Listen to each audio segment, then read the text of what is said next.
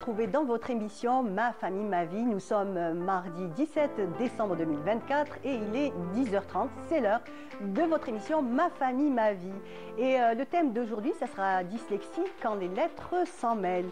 Pour eux, lire, écrire, compter, coordonner leurs gestes n'est pas chose facile. Ce sont les enfants atteints de cet handicap invisible que l'on appelle les troubles 10, DYS.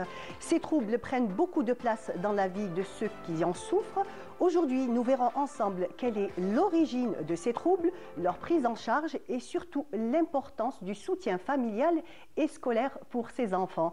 Ça sera dans la deuxième partie de notre émission. Et pour la première partie, comme vous avez l'habitude, nous allons recevoir donc Wided Agabi, notre chroniqueuse, et Soumia Zelouali. Bonjour Wided Agabi. Bonjour Myriam, ça va? Mais ça va, merci, ravie de te retrouver. Merci. Soumia, ravie de te retrouver aussi. Tout le plaisir est pour moi. En tout cas, c'est vraiment un plaisir de vous retrouver, comme pour à chaque moment, quand je vous retrouve. Beaucoup. Alors, Wided, pour toi, aujourd'hui, tu vas nous parler donc, des problèmes organiques dans le développement pour les enfants. Exactement, donc l'impact des problèmes organiques sur l'apprentissage chez les enfants. Donc vous savez très bien que la réussite scolaire, c'est la préoccupation numéro une des parents. Donc pour eux, c'est la clé de la réussite de la vie de leurs enfants. Donc ils vont beaucoup se poser des questions. Pourquoi mon enfant il a des problèmes scolaires? Donc on parlera de tous les détails dans la chronique. Très bien, donc on verra tout ça tout de suite après le jingle, l'avis de l'expert.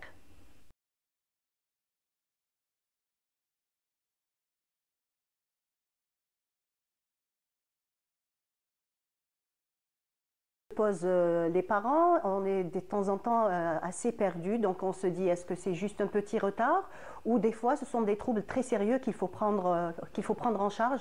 Exactement, donc on se penche beaucoup sur le problème ou le côté psychologique, la cause psychologique généralement. Donc on se dit que mon enfant il est perturbé par rapport au changement d'une école ou juste par rapport aux problèmes familiaux et tout.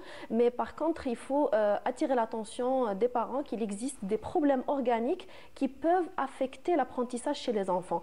Notamment donc un enfant pour qu'il soit on va dire très dans un bon environnement pour suivre la leçon au cours de la journée, donc à l'école, il doit avoir un environnement, un bon environnement, donc psychologiquement il doit être bien, donc et physiquement il doit être bien. C'est-à-dire c'est un enfant qui doit bien dormir, bien manger et psychologiquement il va bien et se retrouver aussi dans un environnement à l'école, donc dans de bonnes conditions. Voilà. Donc, il est important que les parents s'impliquent, on va dire qu'ils aient un petit peu ce regard un petit peu acéré sur tous ces détails qui pourraient donc, on va dire, perturber l'enfant, surtout au niveau scolaire. Exactement. Donc, ils doivent observer le sommeil de leurs enfants. Donc, mon enfant, il a un problème à l'école, je dois être sûre qu'il dort bien. Et il faut savoir qu'il existe plein de problèmes ou plein de maladies qui peuvent affecter le sommeil de l'enfant, notamment donc des enfants qui ont les rhinites allergiques, donc qui ont aussi tout ce qui est de grosse végétation ou les amygdales qui sont enflées. C'est des enfants qui font l'angine à répétition, donc ils vont dormir mal, ils respirent mal la nuit et ils vont faire ce qu'on appelle l'apnée du sommeil. Et le sommeil, lorsqu'il n'est pas réparateur, donc l'enfant il va rien mémoriser. Donc il faut faire très attention par rapport au sommeil de l'enfant. Et puis aussi, donc l'enfant il doit bien manger, donc le matin il part pas sans petit déjeuner. Et si c'est des enfants diabétiques, donc le parent ou les parents et l'enseignant doivent faire très attention. Donc tout ce qui est hypoglycémie donc est un des facteurs qui vont affecter l'apprentissage.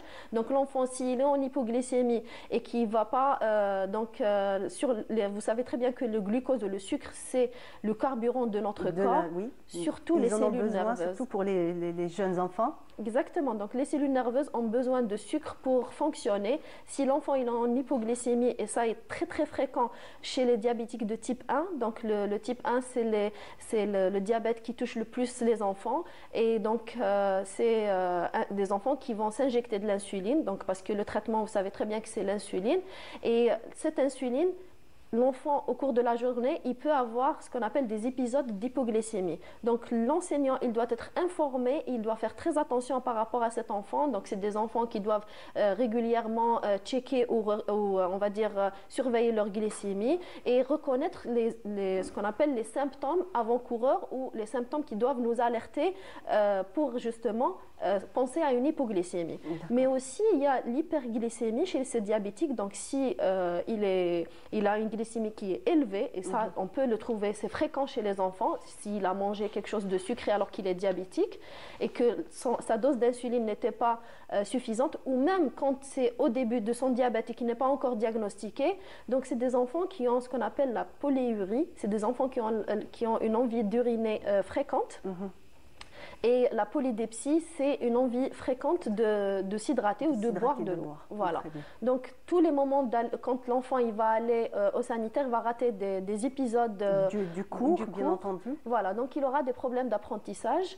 Et aussi, il faut signaler, il y a un autre problème que les parents et même l'enseignant doivent faire attention à ce problème qui passe généralement inaperçu. C'est ce qu'on appelle les absences épileptiques. Alors, il y a les absences épileptiques, c'est une forme d'épilepsie très fréquente chez l'enfant. Donc, l'enfant, il va faire ce qu'on appelle des pauses. C'est comme une pause. Il va perdre le contact avec le milieu extérieur, donc c'est une perte de connaissance, mais les yeux ouverts, donc il aura le regard fixé et il va se rappeler de rien du tout. Donc c'est quelques secondes et ça se répète. Les enfants qui font des absences, ils peuvent faire entre 5 et 100 absences par jour. Ah, c'est énorme, c'est énorme, oui. Effectivement. Oui. Et ça dure que quelques secondes. Et donc, c'est pas visible, hein? Donc il n'y a pas une perte de connaissance où l'enfant s'évanouit ou il tombe de sa chaise, absolument pas. Pas du tout, pas de crise d'épilepsie qu'on connaît tous, donc les mouvements anormaux qu'on connaît tous. Oui. Donc ce sont des absences, c'est des enfants qui ont un retard scolaire, qui ont des difficultés d'apprentissage, qui ont un problème, par exemple, s'il va écrire la leçon, mais il y aura des vides. Voilà, donc dans le cahier, donc les parents, ils doivent faire attention, et même l'enseignant. Et aussi, donc, quand l'enseignant lui pose une question, par exemple, dans le moment où il était conscient, il répond, mais dans le moment de l'absence, il va pas connaître la réponse. Voilà. Donc, et donc après, ça sera un enfant, on va tout de suite dire comme quoi il est dissipé, il n'arrive pas à se concentrer, il n'est pas là. Rêveur. Aussi, on les traite assez souvent d'enfants rêveurs. C'est vrai. Donc, alors que c'est un véritable problème de santé, surtout avant l'âge de 12 ans. Donc, c'est très fréquent. Il faut faire attention, il faut bien observer son enfant, même à la maison aussi, et demander à l'enseignant aussi d'essayer de le surveiller. Donc, il faut pas toujours dire que cet enfant, il est moins intelligent ou il révise pas ses leçons. Non, parfois ça peut être des problèmes graves de santé, donc il faut faire très très attention. Mais aussi il y a un autre problème, ce qu'on appelle ce sont les enfants asthmatiques, donc toujours les problèmes respiratoires. Quand on a un problème respiratoire, on a du mal à se concentrer, on a des troubles d'attention, donc aussi c'est l'un des facteurs qui peuvent affecter l'apprentissage. Il y a aussi une entité qu'on appelle le syndrome, donc il y a le TDAH. Oui. Donc ce sont les troubles d'attention avec ou sans hyperactivité.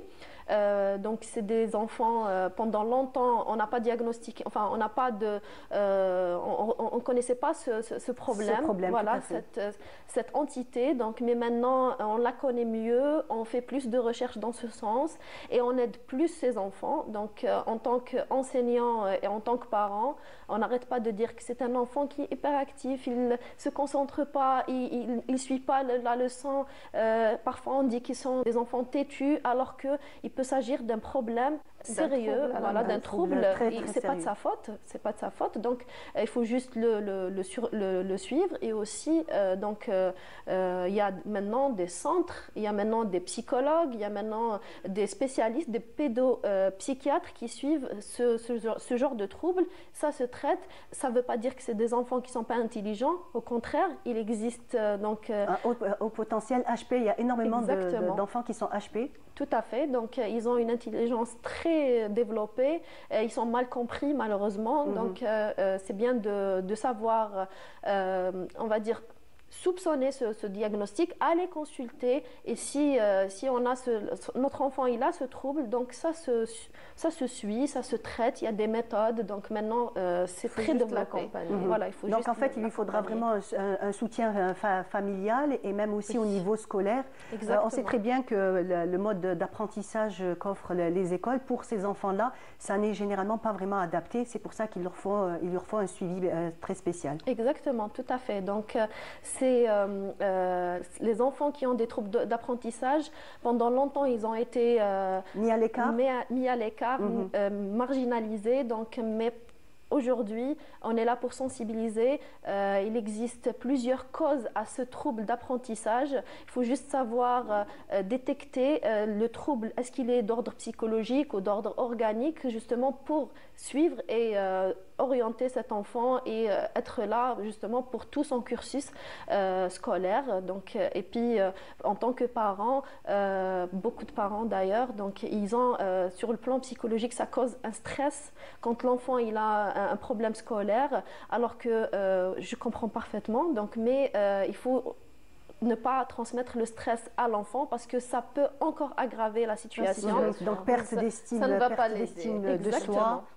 Exactement. Et en tant que parents et enseignants, il faut arrêter de comparer les enfants aux autres enfants. Donc, ça peut laisser de graves séquelles. Cette comparaison qui tue, hein, on le dit, on le rappelle très souvent, à chaque fois quand on parle de thématiques qui concernent donc, les enfants, on parle très souvent du fait de ne jamais comparer les enfants entre eux, que ce soit entre les frères ou entre les voisins, les cousins. Donc, on le fait souvent. On le fait souvent et très inconsciemment. C'est vraiment très inconsciemment et très souvent, ça ne part pas d'une mauvaise intention. On ne pense pas réellement, comme on dit, causer du tort, mais en fait, ça se fait. Exactement. Donc, au contraire, il faut croire aux capacités de votre enfant. Il est intelligent. Chacun a son intelligence. Chaque enfant est unique. Voilà, exactement. Donc, ne pas le comparer avec les autres amis ou les autres frères et sœurs.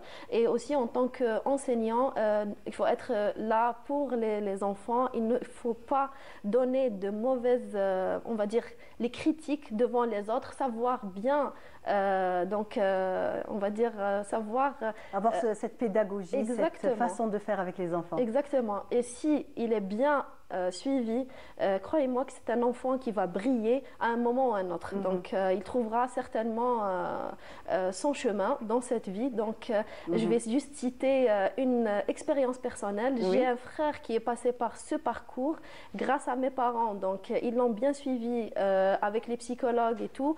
Et aujourd'hui, il a un Master 2. Donc, il a eu son bac, il a fait ses études dans l'université, voilà, supérieure.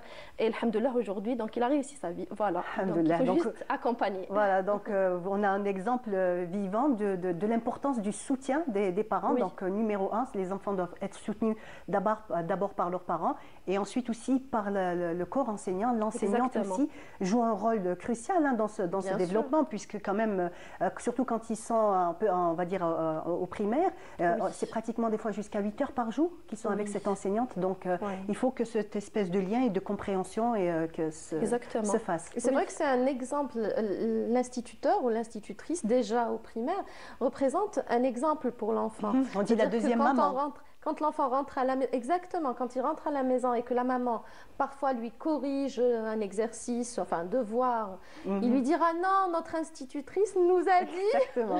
Elle ne m'a pas dit ça. Elle ne m'a pas dit ça. Donc c'est vraiment. C'est dire l'importance donc. Absolument, le rôle de l'instituteur est très important, il est crucial, justement pour accompagner l'enfant dans son parcours scolaire. Exactement, oui, tout à fait. Parfaite transition donc pour Wichel. Transition toute faite. Transition toute faite, Soumaya. Donc Wichel avec Soumaya Zelwali.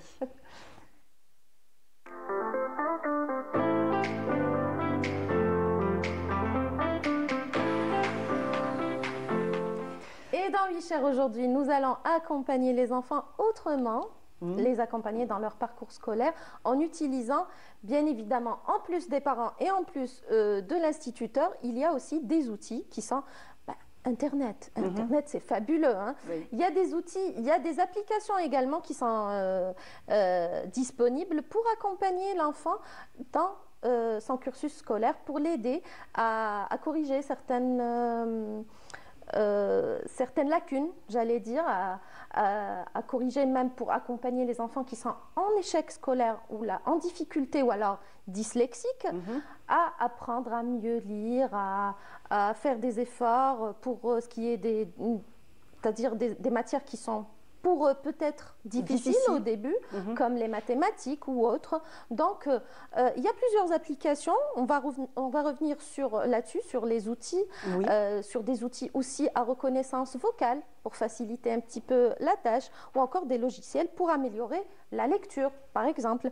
Donc, tout pour simplifier les tâches scolaires pour nos enfants. Alors, on va citer quelques-uns de ces logiciels. Très bien. Vous avez celui qui est connu, le Glaster, pour commencer, qui est basé essentiellement sur l'intelligence artificielle. Je ne sais pas si vous êtes pour ou contre les filles. On va dire, enfin les avis sont mitigés, mais on va voir le bon côté des choses. Ça peut être effectivement très très utile. Ça peut être très utile, très efficace également. Il adapte des textes pour ce type d'enfants, donc des enfants sur l'intelligence, excuse-moi, l'intelligence artificielle, ce qu'elle a, on va dire, la qualité qu'elle a, c'est qu'elle est pratique. Donc s'il faudra répéter, elle répétera sans jamais s'énerver ou perdre patience, comme nous les humains. Oui. Donc elle est là aussi pour accompagner les parents surtout, voilà, dans leurs tâches difficiles justement, avec les devoirs quand les enfants rentrent à la maison. Donc oui, c'est vrai. Alors Glaster, pour lui, il adapte donc les textes pour ce type d'enfants, donc des enfants qui sont en échec scolaire, en difficulté, ou encore, bien évidemment, donc des enfants qui ont des problèmes d'ordre orthophonique, des problèmes de dyslexie et tout. Donc, en utilisant donc des couleurs ainsi que des symboles pour faciliter, donc améliorer la compréhension et rendre le contenu plus accessible, plus attrayant. Voilà. Vous avez également... Alors, comme on peut le voir, exactement, on est en train de voir ça en image. Donc, vous avez également AT Lecture qui, elle, est une application développée par un professionnel, développée par un orthophoniste, justement conçue spécialement pour rendre la lecture plus facile et développer certaines compétences chez les enfants, telles que la concentration, qui est très difficile pour ces enfants. Ils ont du mal à se concentrer. Il faut savoir capter leur attention, pour pouvoir les capter, qu'ils apprennent à se concentrer et avoir ce qu'on appelle une conscience phonologique et bien sûr les compétences visuelles, parce que c'est très important. Nous avons, faut-il le rappeler, une mémoire visuelle très développée pour ce qui est, enfin pour la plupart d'entre nous, pour la plupart des humains. La mémoire visuelle et la mémoire auditive sont très très importantes pour pouvoir percer dans ses études et tout. Allez, Mixo, qui est conçu pour aider les enfants à corriger les confusions fréquentes, comme lorsqu'on confond entre le D et le B, qui est très fréquent chez les enfants. Aussi, ou encore le D et le T. D'accord. Donc, Mixo est là pour les accompagner aussi voilà, comme on peut le voir en image. Donc, les confusions fréquentes, le P, le B, le T et le D, le K et le G, contrairement à ce qu'on pense. Donc, qu'est-ce qu'on a encore? Voilà, donc, pour l'essentiel. On a aussi l'application, celle-là, elle est très connue, c'est l'application J'aime lire 10. Et 10, c'est pour les dyslexiques. Les dyslexiques, d'accord. Dyslexiques, voilà. Donc, c'est une application qui justement accompagne les enfants qui sont atteints de dyslexie. Et croyez-moi, moi j'ai une amie qui est dyslexique, qui a mon âge, et qui... elle a grandi avec ces difficultés. On va dire que ses parents ne se sont pas rendus compte à temps. Vous étiez en train d'en parler, docteur Agabi. Ils ne se sont pas rendus compte à temps et ça l'a accompagnée.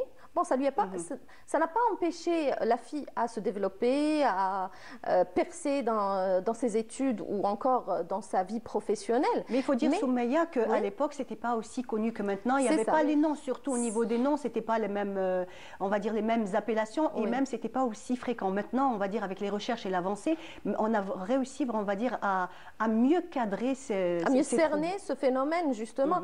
Et elle, je me souviens, à un moment donné, elle me disait, elle essayait de lire avec une certaine difficulté à essayer de lire donc des textes.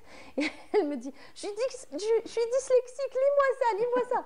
Mais ça ne l'a pas empêché, mon amie, à donc se développer, à percer dans sa vie professionnelle.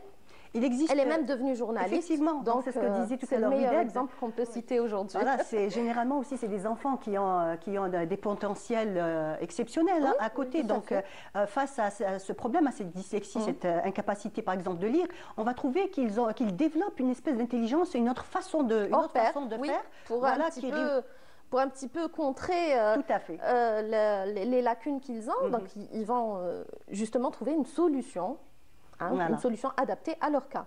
Souvent, c'est des enfants qui sont assez logiques, qui vont plus vers les mathématiques et vers les sciences. C'est généralement... Des scientifiques? Voilà, oui. Probablement. Je n'ai pas d'informations concernant ceci, mais probablement. Et sur le tard, en ce moment, il y a énormément de personnalités à travers le monde connues qui sont diagnostiquées dans le tard, sur le tard. Comme par exemple, on va donner le grand réalisateur Steven Spielberg, qui a été diagnostiqué il a un trouble 10, je ne sais pas exactement lequel, mais en fait, ça ne l'a pas empêché d'avoir la carrière qu'il a. Oui. Exactement. Allez, on va citer aussi d'autres logiciels, d'autres applications. Bien sûr, pourquoi pas. Donc, c'est très utile pour les parents qui nous regardent. Absolument. Ça peut vraiment aider. Absolument. On a Taki Academy, qui est un logiciel éducatif très connu surtout en Algérie et en Tunisie, alors qui va un petit peu donner des cours en ligne pour les enfants de différents niveaux, primaire, collège, lycée, etc. Donc jusqu'au baccalauréat et dans différentes matières comme les mathématiques, les langues, le français, l'anglais, etc. Donc qui va aider les enfants aussi, que ce soit... Alors, cette application, elle est pas conçue uniquement pour les enfants en difficulté, elle est conçue un petit peu pour tout le monde. Mais c'est vrai vous allez trouver du contenu qui est spécialement conçu pour ces enfants en difficulté. Et vous allez voir que les abonnés, les parents sont très contents de télécharger ce genre d'application qui va un petit peu changer le quotidien, leur quotidien et le quotidien de leurs enfants. Il y a aussi Edutopia, c'est une plateforme en ligne également qui propose des ressources éducatives pour les enfants, y compris donc des jeux aussi éducatifs, parce qu'on n'a pas parlé de jeux, on n'a parlé que de cours depuis le début, mais les jeux sont très importants aussi. Oui. Exactement, des vidéos aussi pédagogiques et des activités interactives. Et puis on a plein d'autres, donc ABC Moz, Little Bridge ou Math Story. Donc ces logiciels finalement éducatifs sont conçus pour aider les enfants bien évidemment renforcer leurs connaissances académiques de manière interactive et ludique. Donc ils sont très accessibles, très simples à utiliser, surtout pour les enfants. Et voilà, ils offrent une variété de contenus pédagogiques adaptés aux différents niveaux scolaires. C'est un petit peu le but premier, la mission première de ces plateformes et de ces logiciels et applications disponibles sur le net, très accessibles. Vous n'avez qu'à taper donc logiciel ou application ou éducative, application éducative ou logiciel éducatif pour enfants, et vous allez trouver une panoplie donc, de logiciels adaptés à vos enfants. Voilà. Donc ça ne concerne pas uniquement les enfants qui sont atteints d'un trouble 10. Non, c'est en fait pour tous les enfants. Exactement. Mis à part quelques applications où vous allez trouver donc 10, où vous allez trouver une référence à un certain trouble, comme l'application J'aime la lecture 10, je pense. Oui, c'était la deuxième application qu'on avait. Oui, celle-là c'était pour la dyslexie. Pour la lecture. Oui, pour la lecture. Exactement, c'est J'aime lire 10, qui est une application effectivement conçue, adaptée pour les enfants dyslexiques. Il y en a d'autres, on en a parlé, qui sont conçus par des orthophonistes. La deuxième application, en plus de Glaster, c'était AT Lecture, et c'est une application qui a été développée par un professionnel, donc par un orthophoniste. Très bien. Voilà. Donc, tout à l'heure, Manel me disait que même Albert Einstein était aussi dyslexique. Eh bien, ça, c'est la... Comme quoi, énormément de personnalités qui souffraient de ce trouble, mais qui rien n'a empêché. Alors, en citant Einstein, donc l'une des... peut-être des personnes les plus intelligentes dans le monde. Exactement. Donc, dyslexique, Voilà, comme quoi rien n'est jamais perdu. L'esprit et le cerveau humain est une machine incroyable. On peut citer peut-être les enfants qui souffrent de troubles d'autisme et qui sont très, très intelligents. Oui. Il suffit juste de savoir les accompagner, les encadrer. Et puis... il y a des centres spécialisés aujourd'hui dans justement la scolarité des enfants autistes. Donc, il faut juste savoir quand est-ce que... on va dire consulter au bon moment, les orienter vers l'école adaptée. Voilà. Ça. Et ils peuvent avoir en fait un cursus scolaire, on ne va pas dire ordinaire, mais on va dire qu'ils peuvent les mener vers des débouchés, vers des... Et aujourd'hui, on conseille justement ces enfants, les parents de ces enfants qui sont autistes, à un petit peu les laisser jouer avec des enfants entre guillemets qui n'ont pas de troubles, qui sont ce qu'on appelle des enfants normaux. La Soumeya, tu parles des enfants autistes, hein? Oui, des enfants autistes, à les laisser donc avec d'autres enfants pour un petit peu leur permettre... pas les marginaliser. Pas que, pour leur développement personnel, pour leur permettre de se développer. Et vous allez voir, ils peuvent vous épater, ces enfants. Ils sont très intelligents. Ils sont très intelligents et ils sont bien sûr comme les autres, j'allais dire, sauf qu'ils sont atteints d'un certain trouble que les autres n'ont pas. Il suffit juste de les accompagner, il suffit juste de les encadrer et de les comprendre parce qu'ils sont souvent incompris, sont souvent mal compris. Voilà, c'est pour ça qu'on parle très souvent de prise en charge et de l'importance de la prise en charge. Absolument. Merci beaucoup, Soumeya. Merci, Vida. Tu voulais rajouter quelque chose? Je voulais rajouter, tout à l'heure, elle m'a fait rappeler, Soumeya, quand elle a parlé de la mémoire visuelle et auditive, que parmi les troubles justement qui doivent attirer l'attention des parents, ce sont les troubles visuels, donc des enfants qui ont un problème de la vision ou des troubles auditifs aussi. Donc, ils auront des problèmes d'apprentissage. Ils ne voient pas bien le tableau ou il ne peut pas lire parce qu'il ne voit pas bien. Donc, ils doivent attirer, ça doit attirer l'attention des parents. Voilà, donc tous ces troubles sensoriels. Exactement. Très bien. Merci beaucoup, Vided. Merci à vous. Merci Soumeya. Merci, Marie. Et tout de suite, la deuxième partie de l'émission, juste après ces images. Et on revient juste après.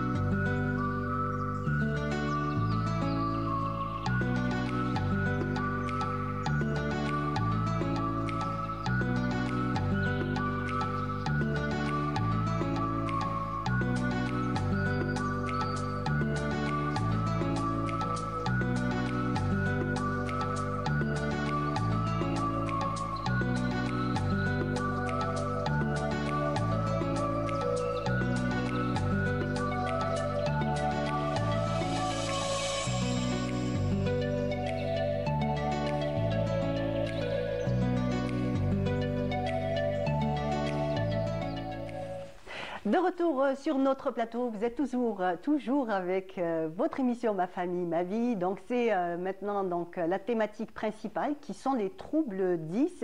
Et bien entendu, si vous avez un enfant qui est atteint de ce trouble, que ce soit dyslexie, dyscalculie, dysorthographie, donc vous pouvez nous appeler au 021 23 98 91 et partager avec nous votre expérience et surtout comment vous le suivez et quels sont, on va dire, les mécanismes que vous avez mis en place pour les aider. Voilà, ça sera pour la thématique et j'ai le plaisir de recevoir sur le plateau Linda Work. Donc vous êtes neuropsychologue et orthophoniste. Bonjour. Bonjour, merci de me d'être retrouver là avec vous. Merci. En tout cas, tout le plaisir est pour nous.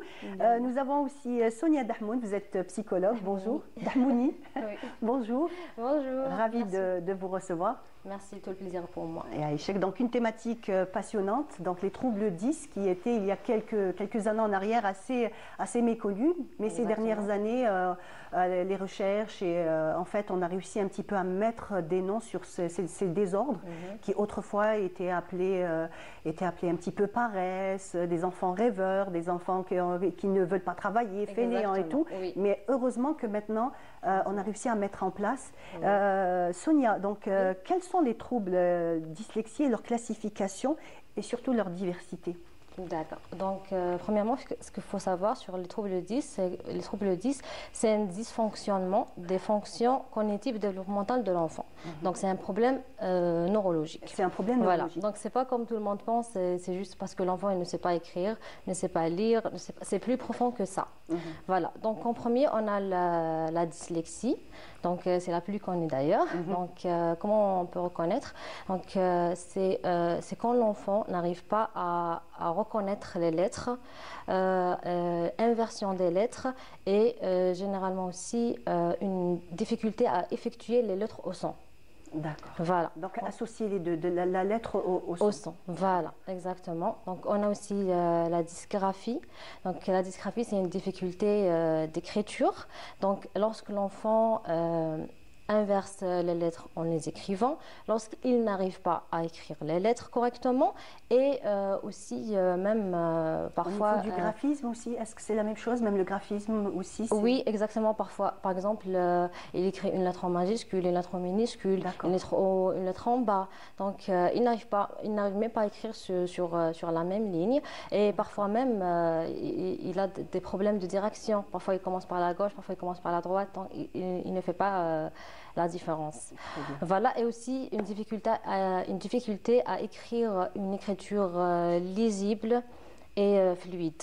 Voilà, donc généralement, il est très, très, très lent.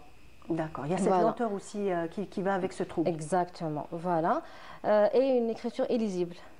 Généralement, c'est illisible. D'ailleurs, les enseignants trouvent beaucoup de difficultés. Des difficultés à lire les copies ou les cahiers des enfants. Voilà, après on a en troisième position la dyscalculie. Voilà, c'est ça. Oui, donc la dyscalculie, c'est quand l'enfant n'arrive pas à reconnaître les chiffres et quand il n'arrive pas à effectuer des calculs. Et même aussi problème des normes et direction, donc comme gauche-droite, grand-petit, horizontal, vertical. Voilà, c'est ça. Et puis, on a aussi la dyspraxie. Donc, qui est la dyspraxie? Donc, la dyspraxie, c'est problème ou une difficulté en motricité fine et motricité globale. Donc, motricité fine, ce qui concerne tout ce qu'il fait l'enfant avec les mains et les doigts. Comme, par exemple, boutonner son tablier, donc, toute cette dextérité qui... Voilà, donc prendre son stylo... Voilà, c'est ça. Et la motricité globale, c'est ce qu'il fait avec tous les muscles de son corps, comme marcher, sauter, courir, etc. Donc, c'est ce qu'on appelle la motricité fine, la motricité globale. Et en dernier, on a la dysphasie, donc qui est... Heureusement. Voilà. Heureusement, non, ne vous inquiétez pas. Je m'attendais. Parfait. Voilà. Donc, on a la dysphasie aussi, donc c'est le problème d'articulation et problème du langage parlé. De langage assez sévère, on va dire, pour l'enfant. Donc, ça concerne l'articulation, ça concerne quand l'enfant il n'arrive pas à faire le collage entre deux syllabes, par exemple, pour prononcer un mot. Donc, c'est quand même un cas assez lourd, ce trouble-là. Voilà. Exactement, oui. Donc voilà, c'est ce qu'on a comme diversité. Parfait. Voilà. On a tout cité, elle n'a rien oublié. Normalement, on les a tous cités. Oui. Donc, quels sont les principaux critères permettant donc d'identifier un trouble 10? Et surtout, comment distinguer ces troubles d'un, on va dire, d'un retard global? C'est assez compliqué donc de savoir. On va se dire, c'est juste un petit retard, comme mon enfant, ça va passer, en grandissant, ça va passer. Vrai. Mais en fait, comment vous réussissez en fait à dissocier les deux? D'accord. Alors, donc, en tant que psychologue, donc, il faut savoir qu'il y a des tests psychologiques. Donc, nous, parlons en psychologie. Voilà, donc parlons des professionnels. Professionnellement, on a des tests à appliquer. Mais parlons généralement. Donc, il faut savoir que pour comparer un enfant dyslexique à un autre enfant qui a un retard global, donc il y a des normes. Alors, en premier, il faut savoir que les troubles 10, le problème est toujours en difficulté d'apprentissage. Voilà, donc c'est généralement, donc c'est la lecture, l'écriture et les calculs, comme je viens de citer. Et ce qui diffère, c'est d'un retard global.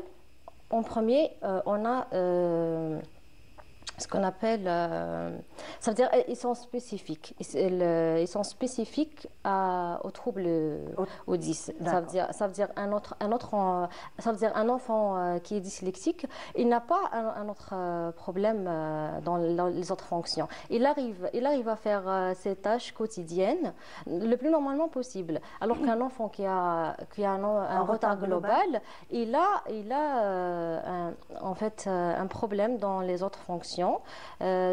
Qui l'affecte d'une manière uniforme. D'accord. Voilà. Donc, par exemple, un enfant qui sera dyslexique ne sera pas dyscalculie, généralement. Non, c'est pas ça. Ça veut dire il arrive à faire ses tâches quotidiennes. Ça veut dire il est indépendant. Par exemple, il peut manger tout seul, il peut sortir. Ça veut dire qu'il n'a pas un retard mental. Il n'y a pas d'autres déficits dans d'autres tâches, par exemple, dans son quotidien et tout. Exactement. Mais après, on peut avoir d'autres, par exemple, on peut avoir un dyslexique associé à un dysorthographique. On peut avoir un dyslexique associé à un dyscalculique. Donc, quand même, une variété de pathologies. Et après, c'est le diagnostic qui va trancher exactement les choses. Voilà. On a aussi la différence d'intelligence. Donc, les enfants qui sont dyslexiques, ils ont un taux d'intelligence dans la norme. Par contre, un enfant qui a un retard global, il est toujours inférieur à la norme qui est entre 80 et 115. Voilà, mais par contre, l'enfant qui a un retard global, donc elle est toujours inférieure à la norme moyenne. Bien au contraire, on trouve parfois même ils ont un point fort, par exemple. Exactement. Sur le plan, on va dire, si c'est un dyslexie, sur le plan perception et tout, il est bien et tout, donc très fort. bien. Voilà. Alors, moi, ce que je vous propose, c'est de suivre un sujet de Yasmine Chouir et on revient juste après. Très bien. On regarde. Merci.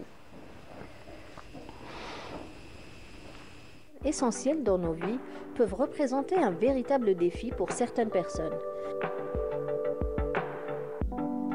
La dyslexie et la dyscalculie, deux troubles spécifiques de l'apprentissage, affectent des millions de personnes dans le monde. Pourtant, ils restent souvent mal compris. La dyslexie est un trouble neurodéveloppemental qui affecte la capacité à lire et à comprendre les mots. Les personnes dyslexiques ont souvent du mal à associer les lettres au son qu'elles représentent ou à reconnaître les mots écrits rapidement. La dyscalculie, quant à elle, est un trouble similaire mais centré sur les chiffres et les mathématiques. Elle se manifeste par une difficulté à comprendre les concepts mathématiques de base comme les additions ou les divisions. Ces troubles ne sont pas liés à une déficience intellectuelle. Au contraire, les personnes concernées possèdent souvent une intelligence normale, voire supérieure, mais elles ont besoin d'une approche différente pour apprendre. Des études montrent que la dyslexie est liée à une altération dans les connexions neuronales entre les régions du cerveau responsables de la reconnaissance des mots et du traitement des sons. La dyscalculie, quant à elle, est associée à une moindre activation de la région pariétale du cerveau, qui joue un rôle clé dans le traitement des quantités et des nombres. Ces troubles ont souvent des composantes génétiques. Si un parent est dyslexique ou dyscalculique, les enfants ont plus de chances de développer ces difficultés. En Algérie, il y a par exemple la complexité linguistique. La langue arabe présente des défis particuliers pour les enfants dyslexiques en raison de sa structure orthographique complexe et ses nombreuses variations entre l'arabe littéraire et dialectal. Bien qu'il n'existe pas de données nationales précises, on estime qu'environ 5 à 10% des enfants en âge scolaire dans le monde sont touchés par la dyslexie et des proportions similaires pourraient s'appliquer en Algérie, sachant que le dépistage est souvent tardif, ce qui entraîne un retard scolaire significatif. Mais les impacts de ces troubles se ressentent à tous les âges. À l'école, les élèves dyslexiques peuvent avoir des difficultés à suivre le rythme des cours de lecture et d'écriture, tandis que ceux atteints de la dyscalculie peinent à résoudre des problèmes mathématiques simples. Au travail, lire rapidement un document ou calculer un budget peut devenir un véritable défi. Sur le plan émotionnel, ces troubles engendrent souvent de l'anxiété, un manque de confiance en soi et dans certains cas, un décrochage scolaire ou professionnel. Pourtant, avec des outils adaptés et une meilleure compréhension, ces difficultés peuvent être surmontées. Aujourd'hui, les approches pour aider les personnes concernées sont nombreuses.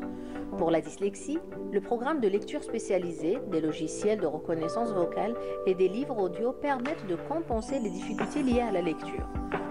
Pour la dyscalculie, les outils visuels comme les abacs ou les représentations graphiques aident à rendre les concepts mathématiques plus concrets. La clé, c'est une intervention précoce. Plus ces troubles sont identifiés tôt, plus l'accompagnement peut être efficace. Les enseignants et les parents jouent un rôle central dans ce processus, tout comme les orthophonistes et le neuropsychologue. La dyslexie et la dyscalculie ne doivent pas être perçus comme une barrière infranchissable. Avec un soutien adapté, ces troubles deviennent des défis que l'on peut surmonter.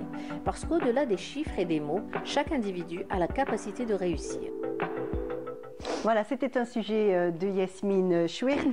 Linda Work, dites-nous donc comment différencier tous ces troubles, comment vous arrivez à dissocier Très bien, donc l'évaluation, comment ça se passe? Donc je vais parler sur le plan orthophonique et neuropsychologique. Donc d'abord on a l'observation clinique, donc c'est des tests déjà standards, donc tests de lecture, calcul, écriture et tout. On a aussi des tests spécifiques entre parenthèses, donc des tests neuropsychologiques, donc qui va toucher et cibler tout ce qui est cognitif, donc tout ce qui est mémoire, perception, attention, concentration et tout. On a aussi des tests entre parenthèses quand on veut rajouter des examens complémentaires, par exemple des examens complémentaires via le pédopsychiatre, donc il va éliminer tout ce qui est côté organique et tout, donc ça renforce le diagnostic, le diagnostic de dyslexie ou d'autres troubles dys. Donc la dyslexie, par exemple, on a un problème de décodage surtout, donc quand le patient n'arrive pas à décoder, même s'il arrive, il reconnaît, il identifie les lettres, mais il n'arrive pas à les faire coller quand il lit le mot et tout. Ou bien parfois, il fait, on va dire, il ne sait pas faire la différence entre quelques lettres, par exemple le D et le B, entre le P et le Q. Donc, il ne reconnaît pas les lettres. On voit la qui se ressemble. Oui, c'est vrai. En arabe, c'est le ba, ta, le huruf, le jim, ha et tout. Mettre les points. Voilà, exactement. On a aussi, c'est pas exact, c'est pas vraiment en science exacte, mais après, il y a toujours.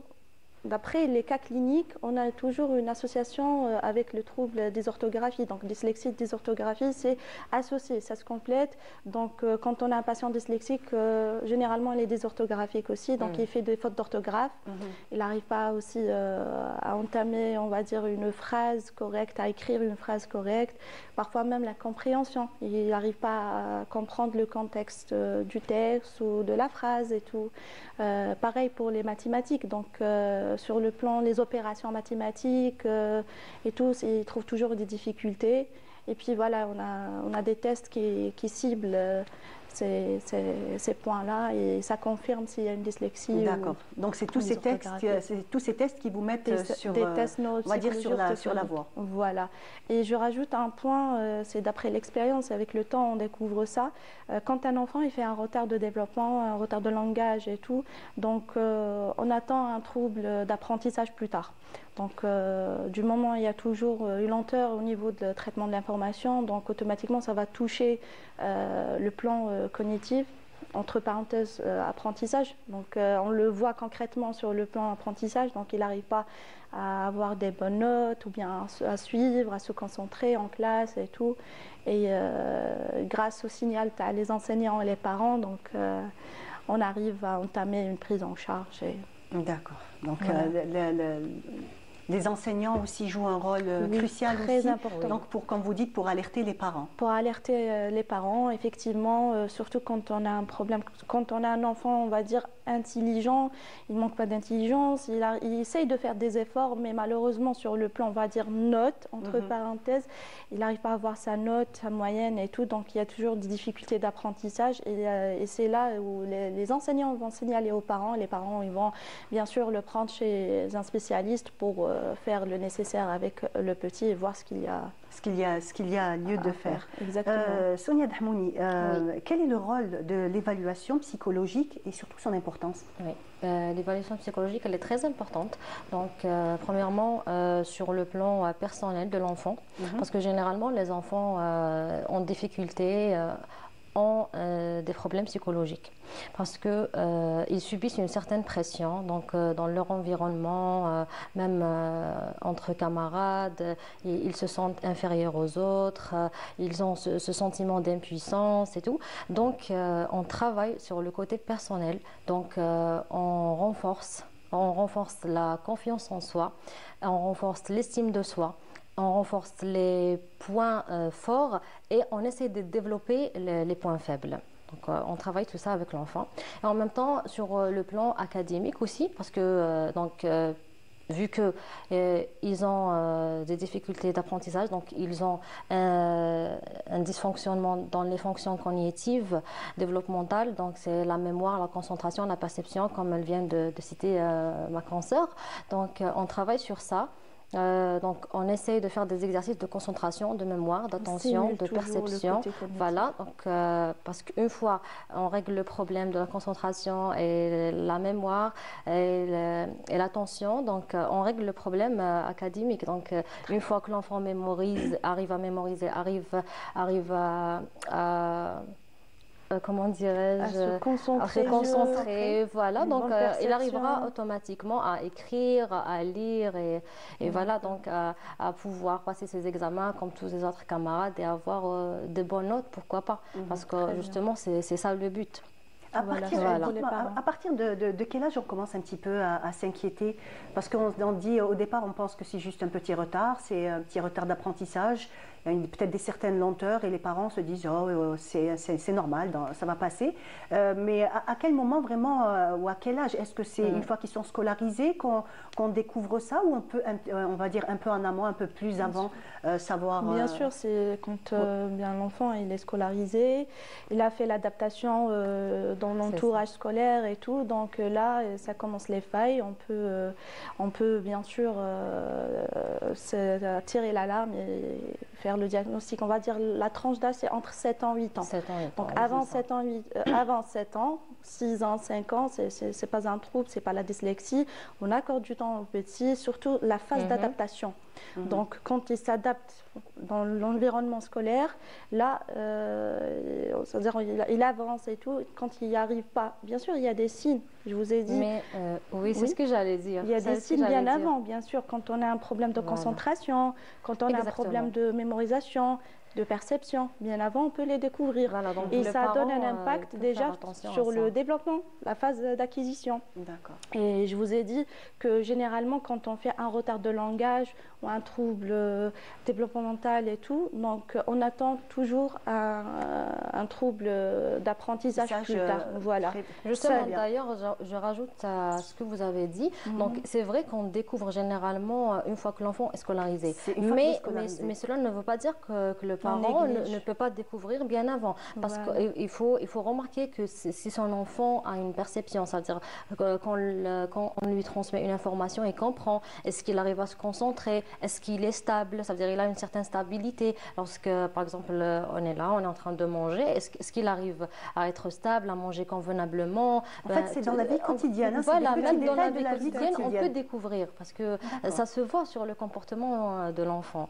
Donc voilà, c'était un point que je voulais rajouter par rapport à et ça. donc, généralement, ces enfants qui ont ce problème de dyslexie, un des troubles 10, c'est des enfants qui ont quand même une assez faible estime de soi. Exactement, ça leur donne, on va dire, beaucoup de stress. Beaucoup, oui, beaucoup de stress parce qu'ils justement ils vivent ce ressenti d'impuissance, comme je l'ai bien dit avant. Donc ils se comparent à leurs camarades et parfois ils ont même des moqueries malheureusement de la part de leurs camarades.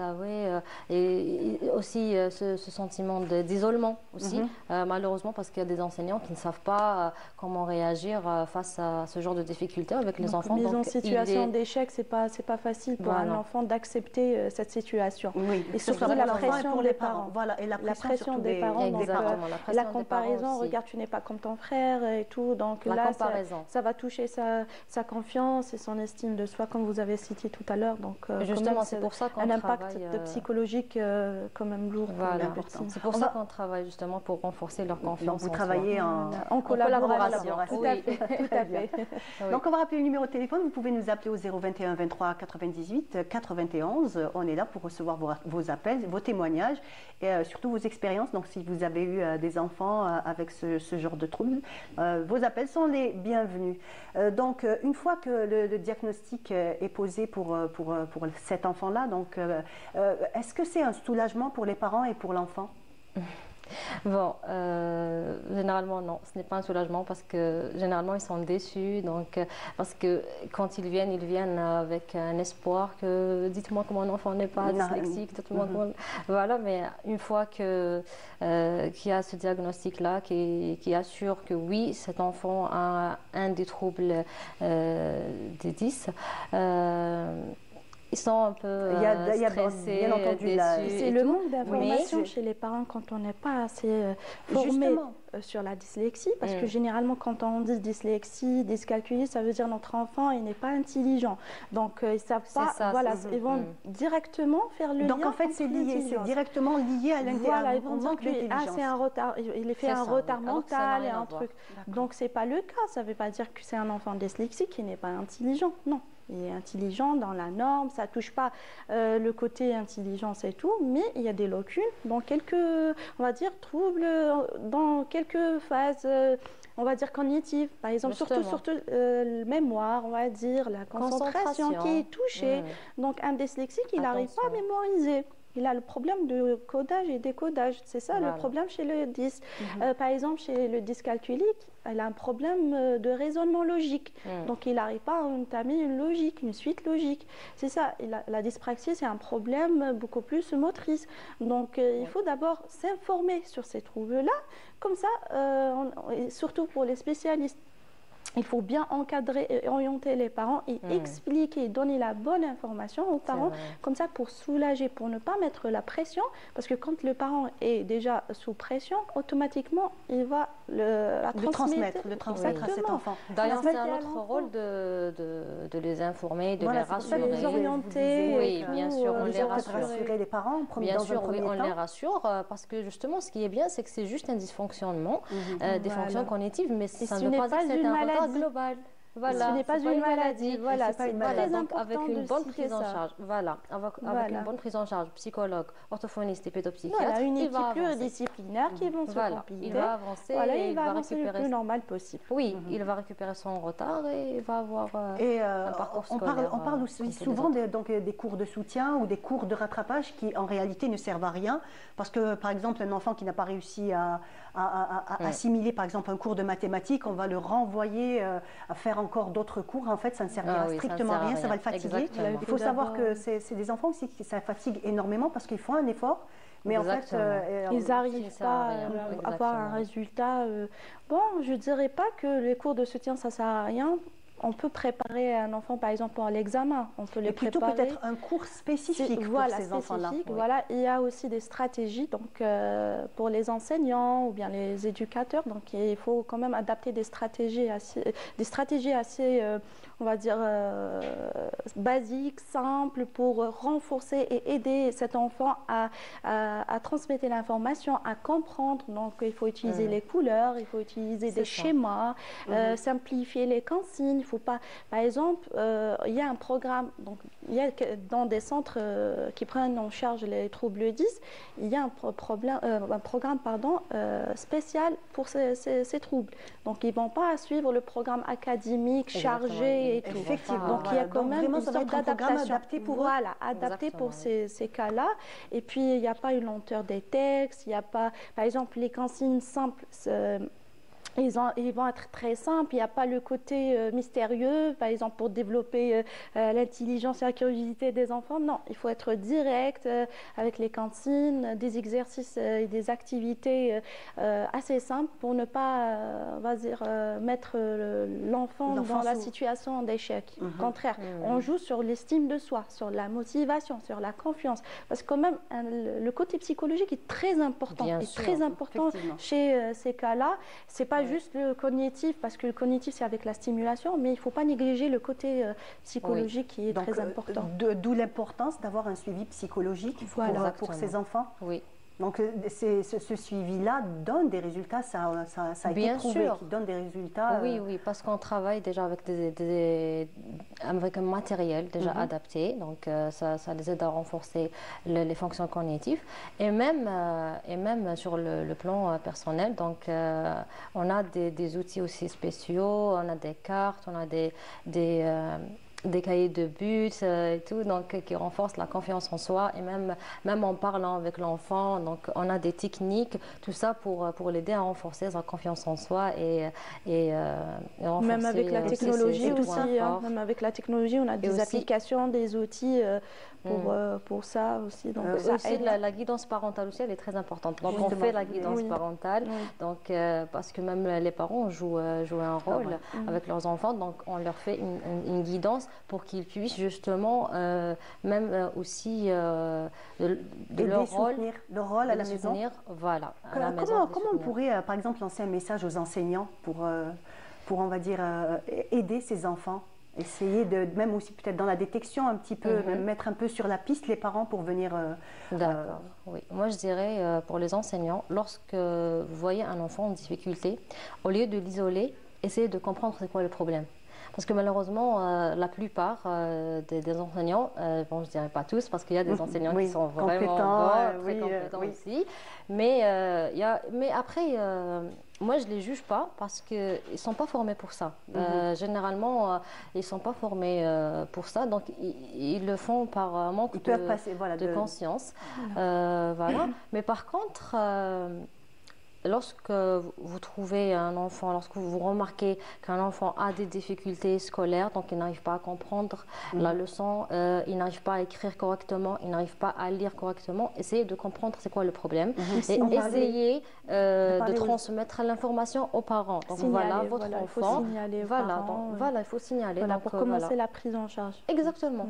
Donc c'est comme ça qu'ils vont le sauver, carrément. D'accord, Linda, merci.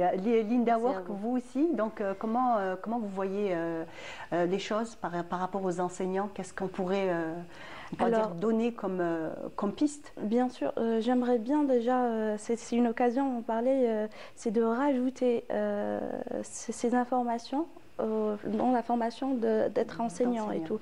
Donc il faut expliquer aux enseignants qu'il y a des troubles, des pathologies, entre parenthèses, qui existent chez un enfant.